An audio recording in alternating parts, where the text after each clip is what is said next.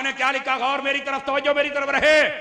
آپ نے فرمایا لفظ خاتم النبیین سے اولین بھی یہی سمجھے، آخرین بھی یہی سمجھے، متقدمین بھی یہی سمجھے، متاخرین بھی یہی سمجھے، علماء بھی یہی سمجھے، فضلاء بھی یہی سمجھے، عرفاء بھی یہی سمجھے، اور تمام امت بھی یہی سمجھی کہ میرے نبی آخری رسول ہیں. میرے نبی کے بعد قیامت آ سکتی ہے پر کوئی نیا نبی آ سکتا. اعلیٰ حضرت صاحب رحمت اللہ تعالیٰ علیہ آپ نے بھی اسی مسئلے کو بیان فرما دیا. اگر آپ کو سمجھ آ رہی ہے تو ہاتھ اٹھا کے سبحان اللہ فرمائیں گے. فرمایا جو پہلے نبی جتنے بھی آئے نا ان کو مہر نبوت عطا کی جاتی تھی. اس کے بارے میں بہت ساری تشریحات میں دو سنا دیتا ہوں. ایک یہ تھا کہ ان کی انگلی میں آ جاتی تھی، اس کا مطلب یہ ہوتا تھا کہ آپ نبی ہیں، لیکن اشارہ یہ بھی ہوتا تھا کہ یہ اتر جائے گی اور آپ کے بعد کوئی نیا نبی آئے گا تو پھر اسے پہنا دی جائے گی. اس کا یہ اشارہ ہوتا تھا. اچھا، بعض علماء نے فرمایا کہ وہ کس صورت میں ہوتی تھی؟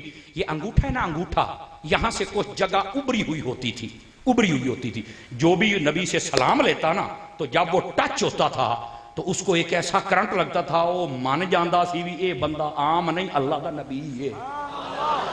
اس کا یہ انداز ہوتا تھا. یہ دو باتیں موجود ہیں. اچھا، جب آئی نا تیرے اور میرے نبی کی باری، دیوانے ذرا سمجھنا، تو اللہ رب العزت نے یہ انگوٹھی کی شکل میں بھی نہیں دی اور ہاتھ میں بھی عطا نہیں فرمائی.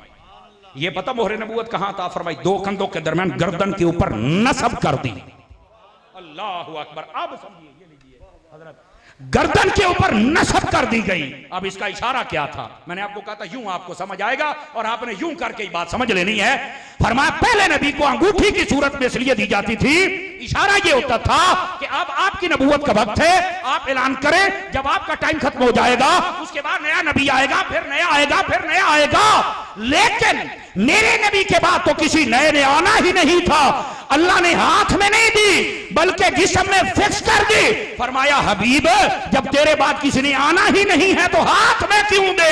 اس کا مطلب ہے آپ آخری نبی ہیں، آپ کے بعد کوئی رسول آ ہی نہیں سکتا. اللہ اللہ تے خیر صلی اللہ، سارا مسئلہ یہ حل ہو گیا ہے. یہ ہے مسئلہ ختم نبوت کو سمجھنے کے لیے بڑی بہترین دلیل، اگر آپ کو سمجھ آ گئی ہو تو.